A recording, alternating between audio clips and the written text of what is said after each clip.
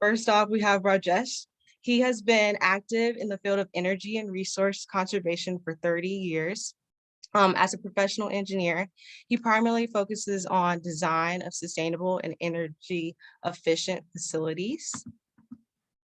We also have Lauren. Lauren lives out her passion of conserving resources and inspiring a diverse generation of designers through professional architectural practice, design education, and community engaged design projects. She's a sole proprietor of Latent Designs, instructor and architect in residence at Forsyth Country Day School, and is the co-founder and volunteer ed of the Community Design Studio.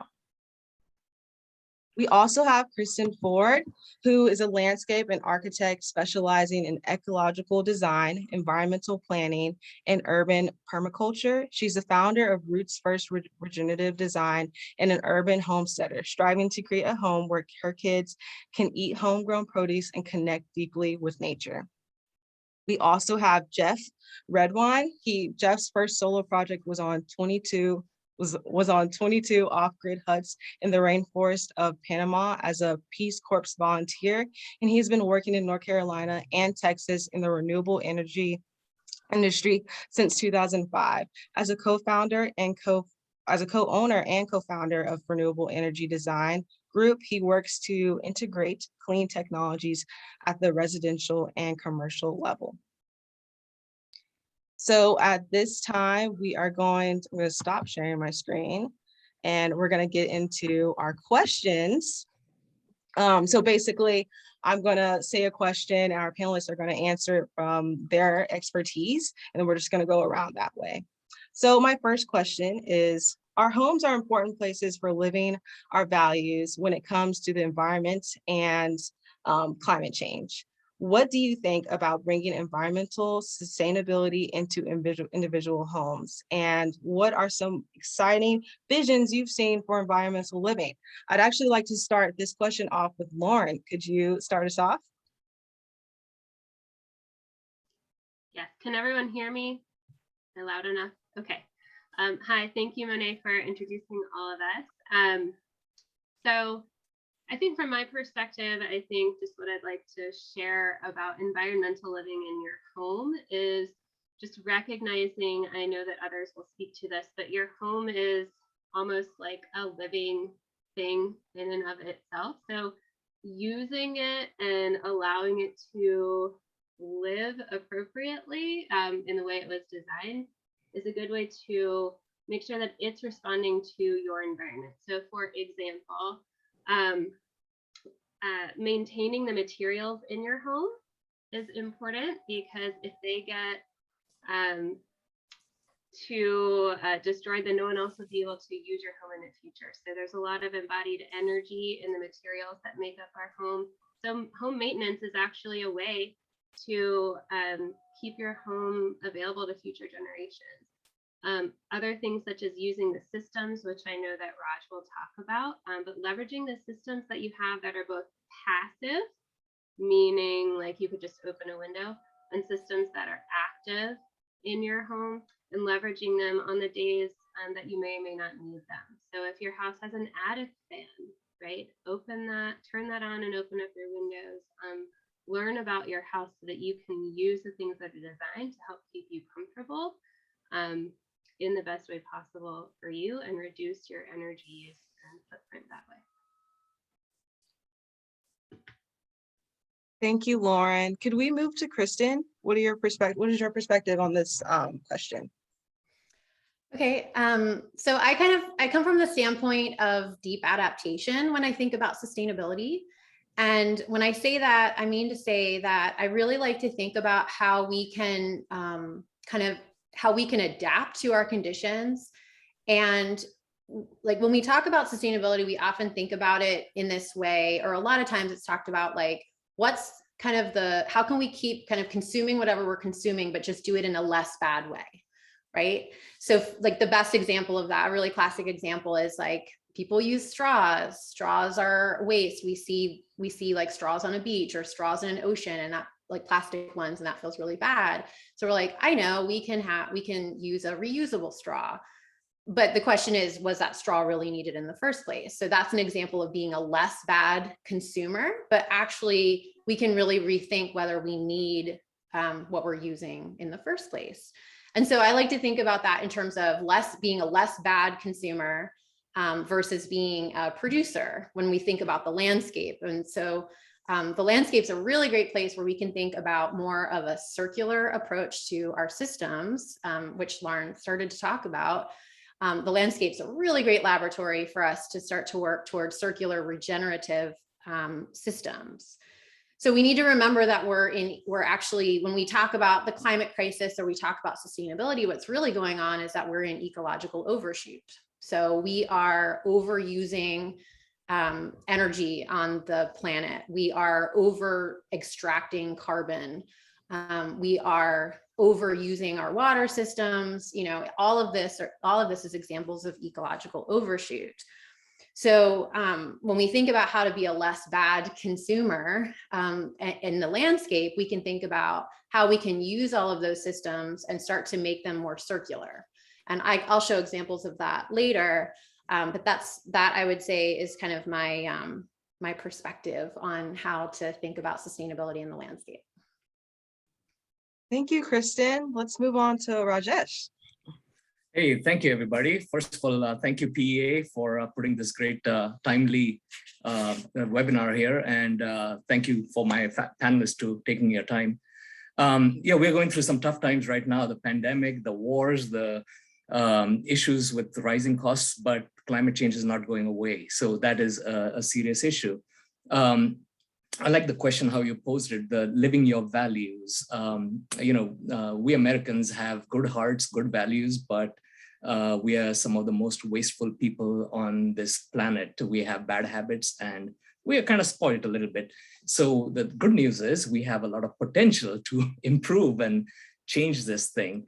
So the rising energy costs right now is giving us or forcing us to actually take a closer look at energy waste, energy consumption, food waste, what we are eating. Are we having a sustainable diet? How are we using our land? Loss of wilderness, loss of flora and fauna. So it is an important thing to talk about.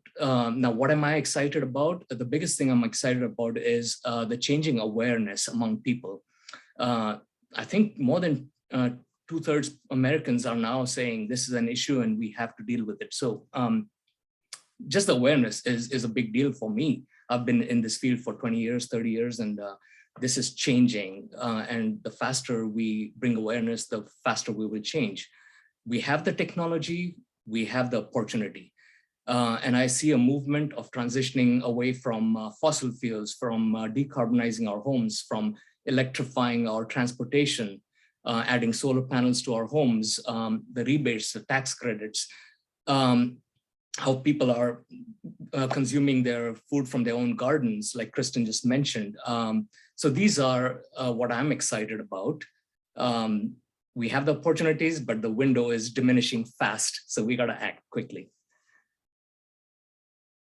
Thank you, Rajesh. That was great. All right, Jeff, could you add your perspective on this as well?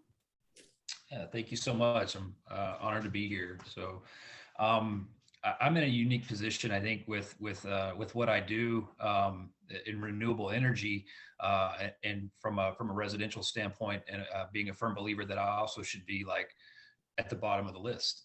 There's so many things that you can do right within your house that, and I get a call, frequently that says I'm using, I'm in a 2,000 square foot house and I've got a $500 electric bill, and I'm just like, well, you've got some insulation issues or some efficiency issues that need to be addressed. And so I think that there's so many things to do on that list that you don't have to come in and put a solar system up right away or do the renewable energy technologies, but there's a lot of things that can be done to save that energy. And then you realize, okay, well, I don't need such a big system.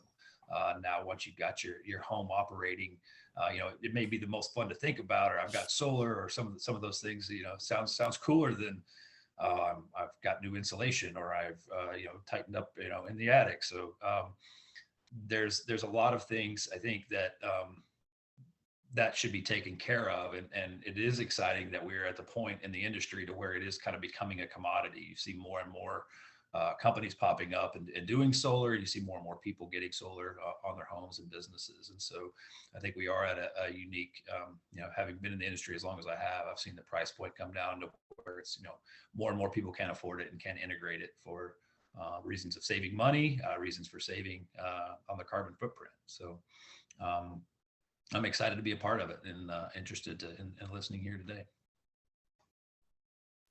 Excellent. Okay, so this is the big question. I think my attendees should go ahead and get their pencils out because our panelists are going to go deep in detail about the specific things that we can do in our own homes. So the question is, in your areas of expertise, what are some specific things that people can do to enhance environmental sustainability and carbon neutrality?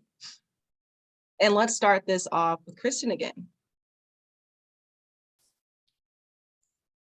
Okay. So I was talking about the idea of really thinking about our systems and that the landscape's a really great place where we don't have to rely on outside technologies too much. Like you can kind of put on some garden gloves or not, because soil is really good for your hands, and just start to experiment with creating circular systems. And so I'm going to name what those are, and then I'm going to give some examples of what you can do in your own landscape. So when we think about these systems, we have, and you can almost go back to like 4th grade science class, so we've got the water cycle and on our water systems, we've got the carbon cycle, which really relates closely to the soil cycle. We have thinking about air quality and how bad air quality and also heat relates to asthma rates in our city and in any city. We have just biodiversity and awareness and kind of nurturing of species that are non-human. And then for humans, of course, our food systems. So creating and working on our own food systems.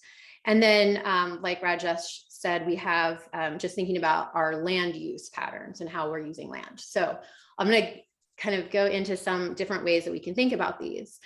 So let's just start with water because we have been having a lot of rain lately, actually, and we're going to have more and more of these big rain events here. And what is very particular about the Southeast in the way that our rainfall patterns happen is that we get a lot of rain really, really quickly. So I keep hearing from people like over and over and over again that they need help because they're having a lot of flooding in their yard, or their basement's flooding, or they're having water that's moving across their landscape that they've never had before. And so the way I like to think about water is that it's this resource that's out there. And so what you essentially want to be doing is capturing all the water that you can and not letting it leave your property. So this is this amazing abundant resource that's falling from the sky right on us. And if we let it just go straight into a storm sewer, it's gone to us. And it actually is gone from our water cycle. It then goes into a purification system and it kind of has left our water cycle. So the very first thing we can do is think about depaving. I remember Raj asked me this question a few years ago about thinking about our driveways. And that's like the really great place to think about, like, how can our water infiltrate in places where it's paved? Now, kind of like Lauren said, it would be pretty wasteful to just be like, oh, I want to infiltrate water, so now I'm going to like rip out all this concrete that's there. If it's there, it's there. But I'm in a situation where my concrete driveway is really starting to break up and it's kind of a mess. And so slowly over time, I'm just going to let it kind of chip away and start to infiltrate water there. So that's one way we can think about it. Rain barrels, I actually thought I had a picture, but I don't. But we can be capturing all of the water off of our roof in rain barrels. And so it essentially looks like a barrel. And there are very, very beautiful ones, very artful, beautiful ones. And there are ones that look like a big whiskey barrel. But in either case, you can be capturing water off the roof. You can hold it there, and then you can slowly release it into your gardens. Or even if you don't have a lot of gardens, it can be used to irrigate your lawn if you need to do that, or use water for whatever it's needed on site. Even if you can kind of capture it and release it slowly into the landscape, you're helping it infiltrate. Because what happens and why we lose water to the water cycle is because it moves across our landscape too quickly, it goes into the storm sewer, and then now we're not using it as a resource. So those are really great ways that we can be part of the water cycle. I am actually going to pull something up. So we can also think about rain gardens. Actually, Monet, I don't know how well we answered your question last time about what kinds of things or what are some great examples locally or that we could of things that we could be doing locally. So I'm just going to share a quick photo. So this is an example of a stormwater planter. And in cities all across the country, particularly cities that get a lot of water, are installing these in their downtown areas. And this is just really simple. If you've ever heard of the concept of a rain garden, you can make something like this that looks a lot more like a garden, like a traditional residential garden that you can have in your own yard. And the way that this works is that it's actually shaped. So can everybody, or am I showing the right thing, the stormwater planter? So essentially the way it's shaped is that it's designed, you can see that there's curb cuts here, and it's designed for rainwater. Instead of it going to the storm sewer, it actually goes into the stormwater planter. And so then instead of it being like mounded with mulch, which would mean that the water doesn't have the space to kind of go into the traditional tree pit like we make them traditionally, it's kind of the opposite shape, and water can flow into it and can irrigate the trees and other things that are in that streetscape. At the same time, we're dealing with other cycles too, because this the trees that are in this space sequester carbon. It definitely cools the street and makes it deals with kind of the urban heat island effect, and the fact that in the summer it gets really hot with all this paving, and it's also done some depaving. So just in general, we're infiltrating more water.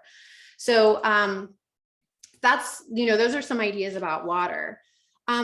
In terms of the carbon cycle, I think we can be thinking about just hanging on to the trees as much as we can. So often I know people get frustrated with, there's a street tree that has its roots are kind of showing and kind of lifting up the sidewalk a little bit, or maybe there's a tree that you're just kind of like sick of looking at, or, but the more that we can hang on to our existing trees, like that's the best place to keep carbon in the ground, or keep carbon in trees, essentially. Better than planting a new tree that is a good carbon sequester. Existing tree canopy is one of the best things we can do. So just keep it there as long as you can. But then of course, there's also the planting of new trees. I run carbon analysis on my project. So like every time I do a project, I will, and we might be choosing between a couple different species of trees, I'll show clients how much more carbon they can sequester with one species versus another. And we're always balancing that against other things. I'm a big birder, and I know Audubon is really vocal about native species and the ability to attract pollinators and birds. And that's really super important too. So we're always balancing a lot of these different kinds of concerns, but there are definitely trees that do a much better job of sequestering carbon than others. And there are trees that do a much better job of helping us capture particulate matter. Now I'm kind of moving into air a little bit, catching particulate matter off of cars and traffic in the streetscape. So the more that we can keep that tree canopy intact, and also choose the right species to sequester carbon and to manage air quality and wildlife. In relation to that carbon cycle, I'm really excited about soil. I think soil is one of the most important things we can do to keep carbon in the ground, to grow better food in our own places, and to grow plants that are going to be better for our local species as well. The very best thing that you can do, it's really, really simple in a landscape. I have the easy one because this is less expensive and very, very easy for the average person to do, is to realize that everything you put on your landscape is going to impact the soil underneath it. And around here, we have a really big love of putting down like pine needles or pine straw. I get it. I've done it before. It's easy. It's easy. The reason that they do it is because it's cheaper than other alternatives, and it's easier for landscapers to put it down really fast, like commercial landscapers. So I get it. Like I understand why people do it, but it's very, very acidifying to the soil, which means it makes conditions very, very difficult for a lot of things to grow, unless you're growing like rhododendrons and blueberries, which are species that really love that acid. You're basically just acidifying your soil and making it very inhospitable to other things to grow. So what can you do instead? Hardwood mulch is a great alternative, but that also has its own carbon impacts. be in the chipping process. And the sea of mulch that we see everywhere that we think is the right aesthetic for landscape, just like a couple little stray plants in a sea of mulch, is not really going to cut it in terms of creating a great environment for soil, for water infiltration, and for attracting local species. So what I really love, and I have a few photos to share, is leaf mulch. And the good news is that you can get leaf mulch from the city. So I'm going to share this this month. Jamie reminded me that it's coming up, actually.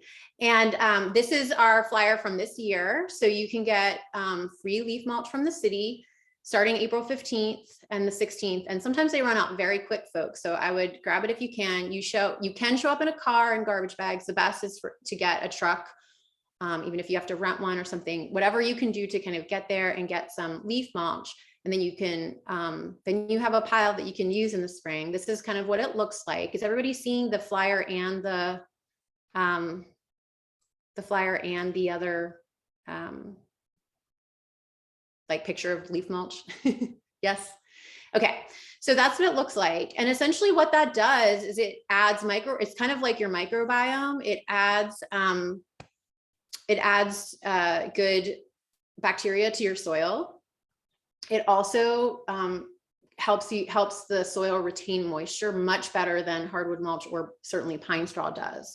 So it's kind of addressing all of these cycles at one time. So I really, really love leaf mulch. And also I should say, kind of even more important than getting it from the city. Let's see if I can show this one. And I don't have too much. This is a tiny picture, so we'll see if it works for you. But you can get like basically just simple. Do you see that picture that's tiny? You can get really simple chicken wire and just make a cylinder out of it, and then collect all of your leaves in the fall and put all your leaves in it, and it composts. You usually need about 2 years to get really good compost, although I'll probably use some that's not totally broken down. Because remember, good soil is just leaves that are breaking down. It's leaves and microorganisms that are just breaking down. So again, if we can just remember how nature works, we can just do that right where we are. A few last things. When we think about biodiversity locally, there's so much that we can do. Just like I said, hanging on to our trees for leaving the carbon cycle intact, doing that with for our species, for our local species is really important. Just the nesting habitat for birds, habitat for pollinators. We can create habitat gardens that are especially for our pollinators and for our birds. There are endless plant lists around and lots of suppliers locally where you can get that. I can tell you about that later. And then finally, thinking about our food systems, grow your own food to the extent that you can. Just grow food. It's fun. It's a really great place to start. Lettuce is super easy to grow around here. Tomatoes are super easy to grow around here. Even if it's just a bucket that you have on your front walk, just start by growing your own food. And I don't mean all of it, but you can start by just, growing some things that you can eat for yourself in the summer.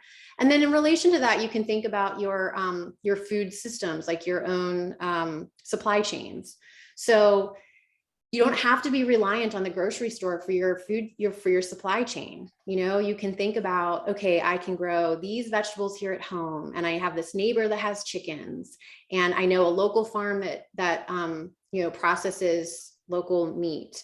And you can start to just kind of put together your own food system, your own supply chain by looking around at what you have locally. And that is some of the best way that we can be more responsive to our own landscape. So I know I had a little bit, but I wanted to just make sure that I went through the different systems and showed that there are a lot of different ways that we can start, just like today, tomorrow, to integrate those systems into your landscape right here. And the most important thing I would say, more important than any of it, again, it's not about being a less bad consumer. So it's not like, oh, let me go out and buy all these things so that I can like replace this. Almost more than anything would be like slowing down, stopping what you're doing, and spend time in your landscape, observe it, watch how it changes over time, watch the seasonal cycles, and just start to be a part of it is how you can really kind of fit into all those cycles. And I think that slowing down thing, instead of like frenzying up to see what more we can buy and what more we can do, slowing down and sitting underneath a tree in your backyard might be the most important thing you can do, at least in relation to your landscape. So. Thank you, Kristen. I love that reflection piece at the end there, really important. Panelists, feel free to jump in like as you see fit now. And also if you have any questions, like attendees, just put them in the Q&A. We're gonna do that. We're gonna have a Q&A at the last 20 minutes of the meeting. So just as they come up, just put them in the Q&A.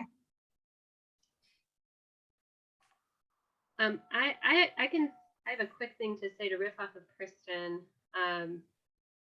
I 100% agree. I had written down that so our homes are places where we live, and increasingly in our culture, you know, Raj was speaking about our culture.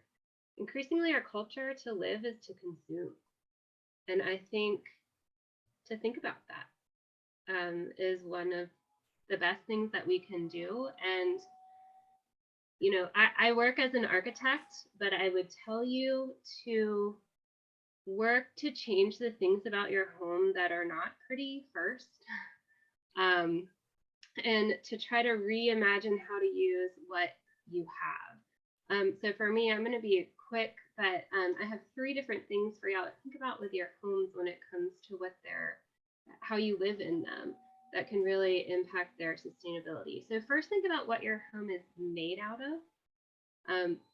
That's really a huge impact of your home. What is it made out of? So our homes are made out of materials. They all have embodied energy in them. So when Kristen was talking about, you know, taking up your driveway, if you all are feeling pandemic crazy and everybody's wanting to renovate their home and change all these things, and I totally get it, stop for a second and just think about, you know, the environmental impact of that new quartz or granite countertop, right? Is the aesthetic switching to those white cabinets and that, you know, gray?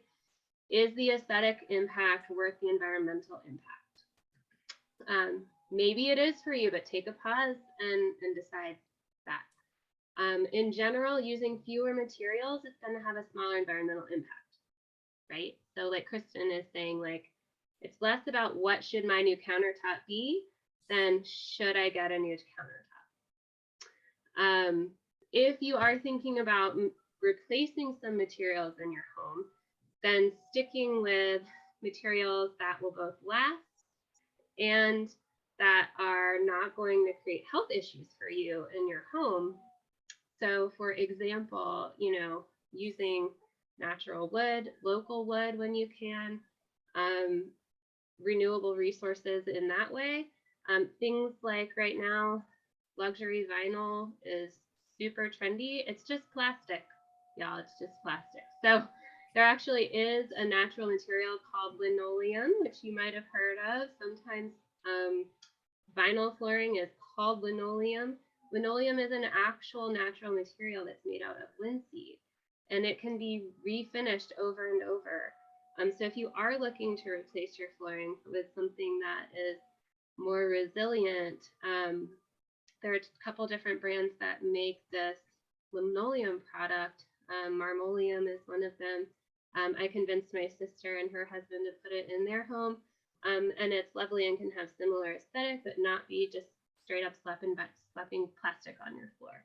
So do your research and look into those materials and think about what's called the life cycle cost of those products that you're using. What could it be meaning for the petroleum product, but the petroleum that we're going to have to pull out of the environment to put into it, and then can it be recycled later?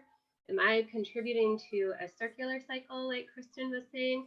Or is this a product that I'm going to pull stuff out of the ground, put it on my floor, and then the next person's going to throw it in the trash?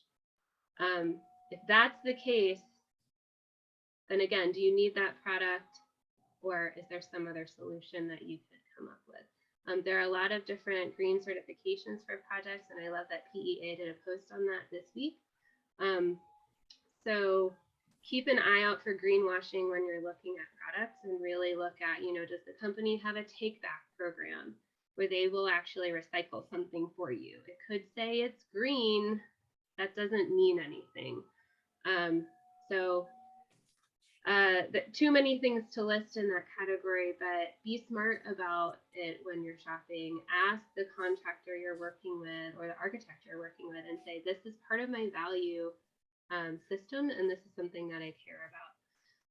So the second piece, so that's what your home's made out of. Oh, quick thing you can do with that. I have to do this. Do yourself a favor and stop following home renovation accounts on social media. Because they'll make you want to update your space and make it trendy and watch HGTV, and you want that. But I think stopping that part of it can really help to sit under that tree in your yard, sit in your kitchen and cook a meal with your family, and not be so concerned about, does it have enough light? Is my light fixture pretty enough? Is my counter nice enough? Can make a really big difference. So the second piece is how your home functions. I'm going to let Raj mostly talk about this, but this is something that I touched on in the beginning. You know, your house is really comprised of a bunch of systems. So thinking about how those systems are working and how you're working within those, and then how they're linking with the environmental systems that Kristen mentioned. So you have control of how your home functions. Just because you have that thermostat that you can like set and leave doesn't mean you have to. So don't get lazy with how you're using the functions in your home. Also, quick little plug that seemingly aesthetic changes can impact the performance of your home. So do your research before you make aesthetic changes. A big one around here is painting your exterior brick. Brick is actually a porous material that's meant to breathe. And so double check that you're going to be sealing the brick the right way. Before you decide you want to paint your brick. Do not just head out there with a paintbrush and paint your brick. You will most likely end up with some mold issues, which will be really fun. So think about that. The other piece with how your house functions is again a matter of scale. If you're looking for a new home, or you're part of you living in your home is leaving your home. So the location where your home is can have just as big of an impact on your environmental impact, arguably more than what you're doing in your home. So think about where you live and how you're getting to and from places from your home if you're thinking about moving. The third thing is, so we've got what your house is made out of, how it functions, and then lastly, I touched on this first, but how long it lasts. So we can be good stewards of our homes by taking good care of them. So when we keep our trim painted, when we clean our gutters, when we fix weather stripping, which y'all, I hate all this stuff, I get it, but we're investing in short-term solutions that extend the life of our home, and therefore we increase the likelihood that it'll stick around and serve future generations. So as someone who works on adaptive reuse of existing buildings, right, it's often the maintenance issues that take a building from something lovely that can be reused to something you have to totally gut just because one person didn't replace the roof in time, right? So these little boring unseen things, I would say, if you're thinking of like things you want to invest in your home, it's probably going to be the things that no one notices, unfortunately, that make the biggest impact. But maybe I just saved you some money on that renovation project. So. Well, I'll probably go next. We talked about the yard and, sitting under a tree, and then the functionality, materials, and everything inside a house. Now, let me talk a little bit more about my field, which is engineering, energy consumption, all that stuff. In a typical home, about half of your energy goes towards air conditioning and heating, about 15% for water heating, another 15% for appliances, and the remaining is just plugs and stuff. So the cheapest thing you could do, and you've heard this over and over, I'm sure, is replace those incandescent bulbs with LED bulbs. They last 10 times longer, and they consume about 1/10 of what the incandescent bulbs consume. And right now, Duke is giving out free bulbs.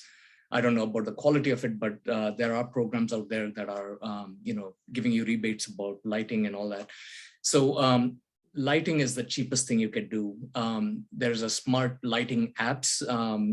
Every Christmas, I have a Christmas tree with lights, and I have this app that I can quickly, easily give it time schedules for turning the lights on and off, 1 hour in the morning when the kids are getting ready for school, and then a few hours in the evening. So the same device I can use for my music system, for my TV, for my plug loads like printer and everything, and have a time schedule.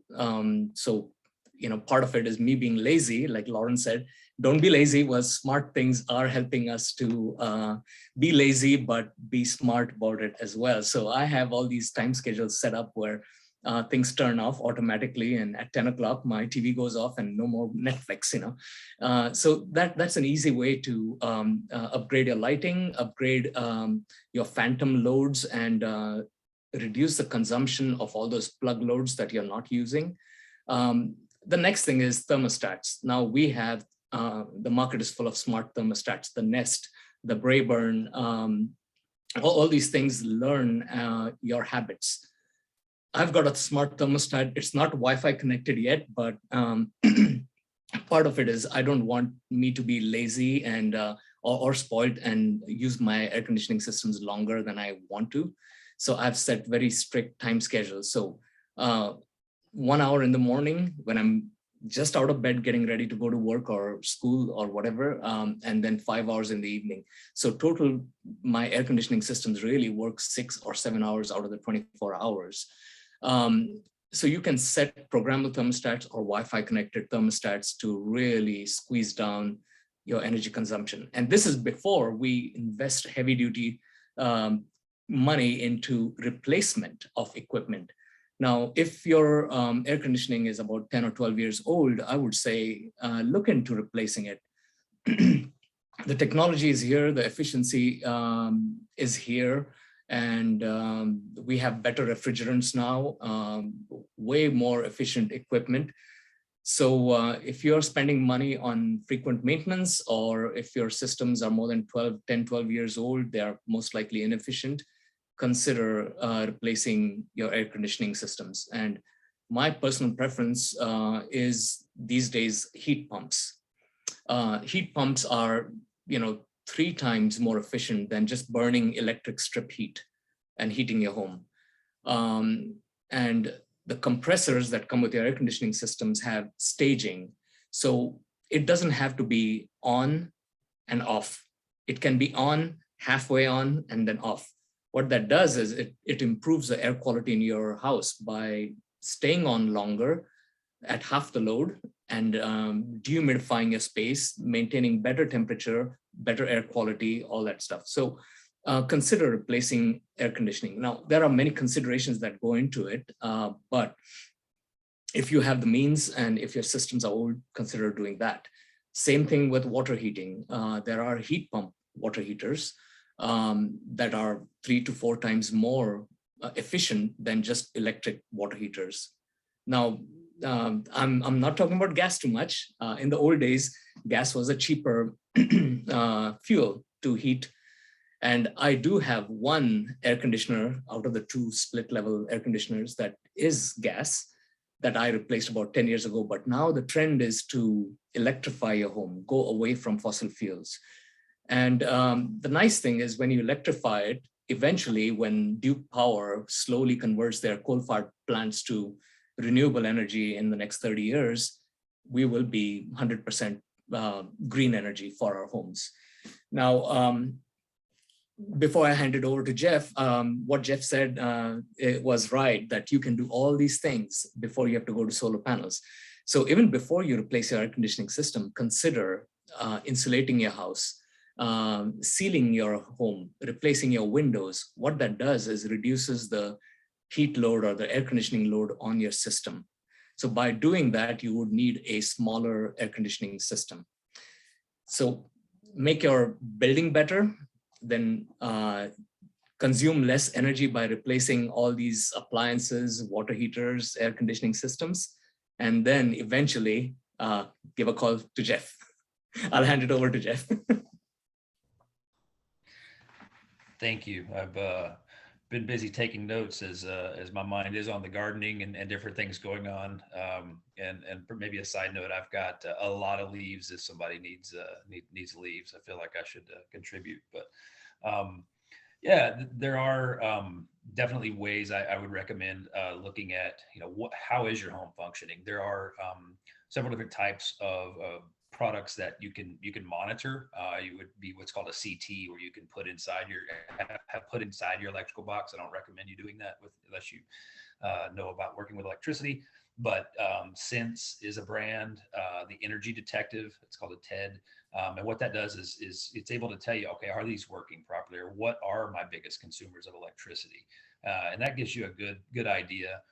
Having an energy audit is something that I would recommend doing. That's going to tell you, hey, what's the low hanging fruit? What is going to be a way to, do I need to replace windows? That's kind of an automatic that some people think, but a lot of times it's not anything that's that costly that you can get more of an impact out of. So doing some basic things, insulating your hatch into the attic, doing some basic things that will keep your airflow. One of the things that I realized with mine as well was I've got what was originally a passive solar home in the way that it was constructed, and people that had the home after the builder didn't really realize what it was, and did different things with materials and additions to it that did not help that, and actually hindered its performance quite a bit. And so I've had humidity issues. And so making sure that you're keeping your humidity down can have a great impact on what your on how your house functions and how the air feels, the comfort level versus the actual temperature. 72, 73 degrees is going to be pretty comfortable, but if it's real high humidity, it can feel like much higher, much hotter than that. So really, between the two types of renewable energy that we deal with that's going to make the most sense in this area are going to be one, generating electricity, or two, generating hot water. So you'd have PV, which is photovoltaics, which is using your light to generate electricity and offset that in the home, or solar thermal, which is basically used to heat water and offset that within the house. And so, sometimes homes that don't have enough space, or orientation is a big factor. You want to be facing south. There's a whole lot that goes into it, not just the shade, the amount of light that you get. So your orientation, pitch of the roof, all those things can be factors of, hey, solar makes sense for me or not. And that's something that's hard from run a business. I've got to try to make money, but you got to tell people, hey, solar doesn't make sense for your house. So you're covered in trees. I can't even see your roof line, or making sure that then there would be other things you could do to make sure that, hey, I'm getting full advantage of the shade that I have on my house, and how do I maybe control humidity with that, because I'm not getting sunlight on my house, and really getting into a lot of the factors of how that works, how your home lives and breathes, as Lauren was speaking of. As far as other types of technology, how are we doing on time, Renee? I don't want to go too far. I think we have like some specific questions for you, Jeff. So I think at this point, we'll go ahead and move on to the questions, everyone, because we got really, really good questions. But Jeff, this is one for you. Are there any suggestions for working around an HOA regarding installing solar panels? Yeah, so in North Carolina, a homeowners association can have something to say about your solar panels if it is viewable from a public right-of-way. Outside of that, it can be difficult. And I've had clients that have gotten petitions signed by their neighbors saying, hey, it's fine for them to put them. But legally, they cannot stop you from doing it if it is not visible from a public right-of-way. Is my understanding of the law. So I'm happy to discuss that, and I'll put my email out, or Red Group. Jeff@redgroupnc.com is my email address, and be happy to speak with you, take a look at your roof line, and answer any questions that I can there. Thank you, Jeff. All right, we have another question. It is, may we please have a list of top 3 or 4 tree species for those specific goals Kristen stated? Yes. My very favorite tree is the black gum, Tupelo. So you have heard of Tupelo honey. I love this tree because it is slow growing, which means it's going to sequester more carbon. It is an amazing pollinator tree. It does not have pollen though, in the way that, I mean, it's not one of the more allergenic trees. It's very beautiful. And I specifically love a variety called Wildfire, which has like the new growth comes out. It's really beautiful kind of red color. And then it does turn into a green leaf for the rest of the year. Really beautiful fall color. So black gum is my very, very favorite. Of course, oaks are just really great wildlife trees, and they're also good for sequestering carbon, particularly the white oak species. Of course, white oaks are really huge. So you only have, you have to have the space for a white oak. It's not the most ideal street trees. Black gums are great street trees. I probably specify black gums way too much as street trees just because I love them so much. Some people don't like these, and they are a little bit more like traditional landscaping look, but American hollies are incredible trees for pollinators, birds, and carbon sequestration. It's also really great for air quality because it's an evergreen. And so it is pretty much like, in terms of mastering all of those systems, American hollies are great. They come often being sheared kind of like a Christmas tree. So they're not like the prettiest. I mean, they are very pretty, but they're not, like, some people don't like that look, but you can get them to grow out of that if you don't like that. They're really great for like a screen at the back of, the back of your yard or something like that. Those are really great. I really love thinking about, I didn't mention it too much, but thinking about fruit, like food trees in the landscape. So there is a new movement to plant chestnut trees. There are new varieties that are not susceptible to blight. Chestnuts can start producing nuts really pretty quickly. And they are a really, really great food source. They're incredible for birds. They're a great shade producing tree. So I love to get people to plant chestnuts. And then smaller is the serviceberry tree. I just really think is a great ornamental. If you're looking for something more ornamental, the serviceberry or redbud, or just the good old dogwood. If you go with the native species, the one that grows here natively, the dogwood, the redbud, and serviceberry or juneberry are all really great trees that are more ornamental, that have really great wildlife value. Those don't do as much in terms of sequestering carbon, but really great wildlife value. And the serviceberries actually create blueberry-like fruits that you can eat in June. Thank you, Kristen. Okay, our next question is, just purchased a home that is 98 years old. A lot of work is needed to get it back in working order, but what are maybe the top 3 areas of opportunity for us to tackle and make the home sustainable? Any panelists want to jump in?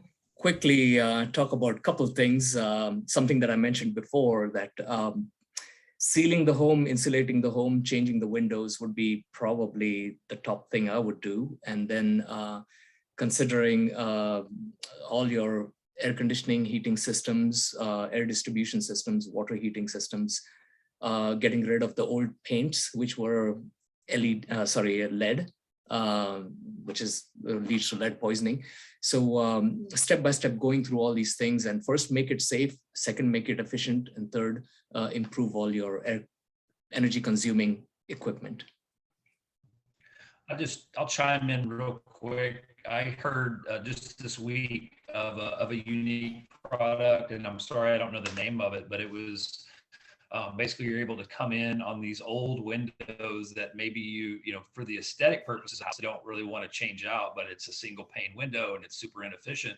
But there's some ways to come in behind that and add a duplicate pane or a second pane to give you a lot more efficiency without having to take, maybe you've got an old, window with a lot of character and something that it really goes with the flow of a 100-year-old home.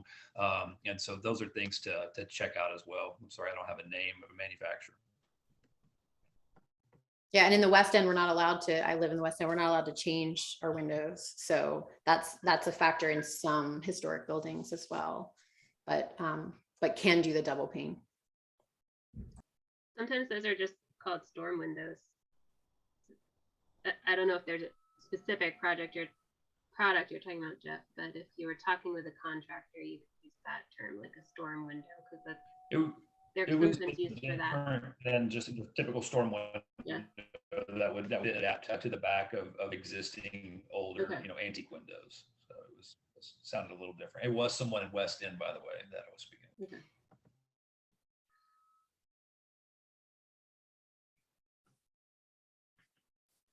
Okay, perfect. So our next one is, oh, Lauren, did you have something to add?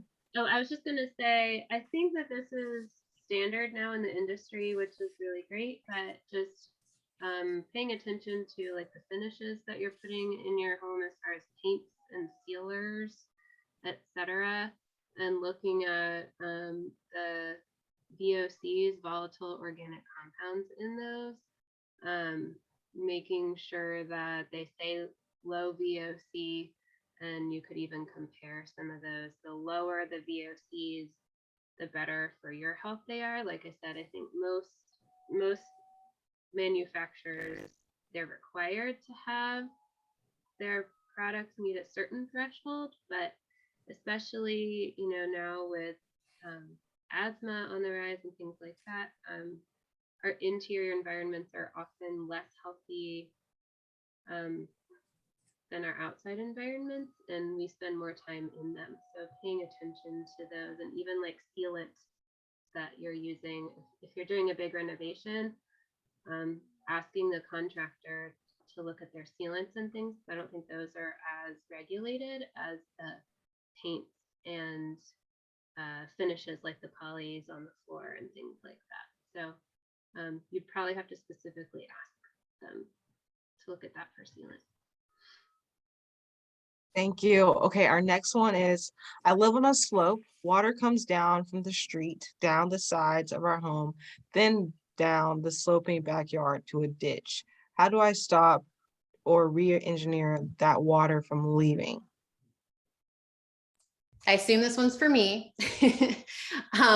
So the first thing you have to do is figure out where the rain's falling.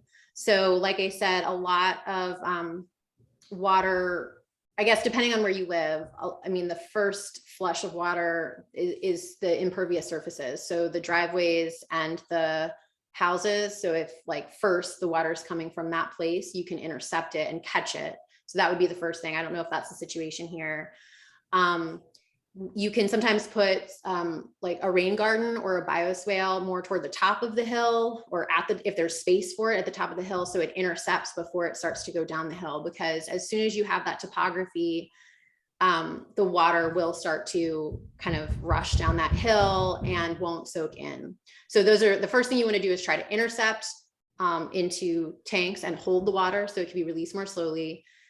The next thing after that is that you can direct the water into more of a rain garden or a bioswale toward the top of the hill, if you can, to kind of, because you want to catch it as close to the source as possible, as close to the spot where the raindrop falls. So that's like kind of the rule of thumb. If you can't do that, or in addition to that, the next thing you can do is to think about on that slope, native grasses and shrubs they're particular species that are really, really great for intercepting that water. So a lot of this area in general, in terms of our bioregion, we think of it as historically forest. Actually, a lot of it was historically grasslands. And so kind of looking at our native grasses, which are not quite as popular unless they're in like a very kind of ornamental setting, but that grasses actually do such an amazing job. And when I say grasses, I mean the native kind of, there actually are quite ornamental grasses, not grass, not lawn. But they have really, really big root systems that are really, really able to capture and retain that water.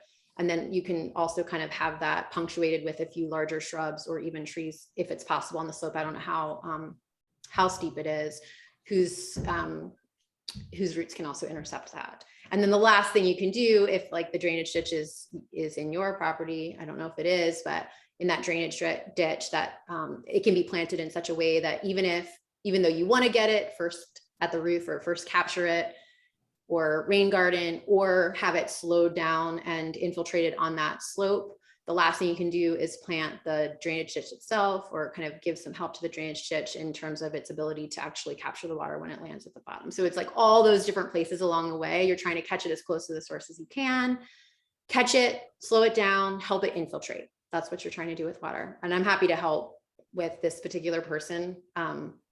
Like if they want to talk after or email me separately to talk about their problem.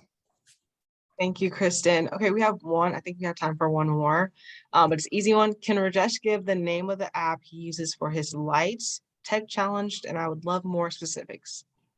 Oh, okay. Let me see. I have to actually look it up. I got it at Home Depot or Lowe's, and the app I use is Enbrighten, ENBRIGHTEN. And I found it during the Christmas light, selling season. And this app lets me time all my, when I want it on and off and everything. And if I want it with the astronomical clock, when the sun rises, sunset. So there's several things I can do with it. So the app is Enbrighten, and I think they sell these devices where you plug it into your receptacle, and then you plug your whatever device you have into it, and through Wi-Fi you can time those things. And the same thing, there are many other options out in the market, and some of them are also.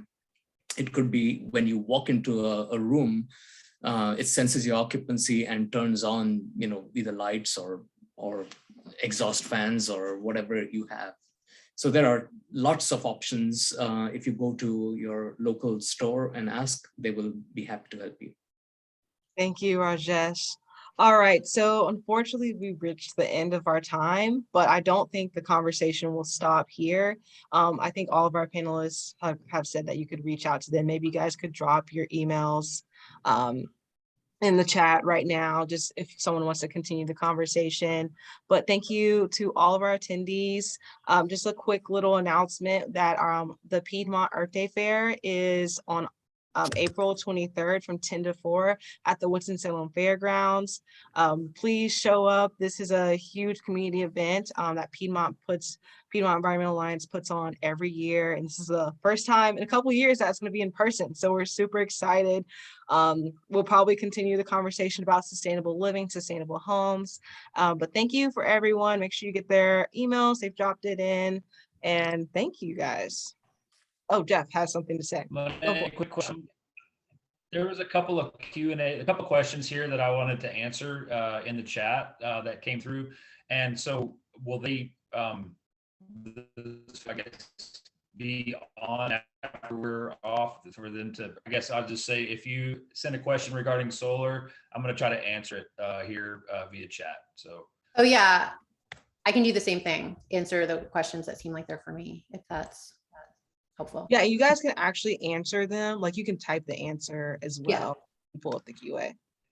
Yeah, that's what I was doing. So thank you for having me on. This has been very informative and honored to be here. Thank you, Jeff. Thank you to all of our panelists. Thank you, PA, and thank you for attending, everybody. Thank you all. I'll keep this session open. I'll keep this session open as you guys are like answering.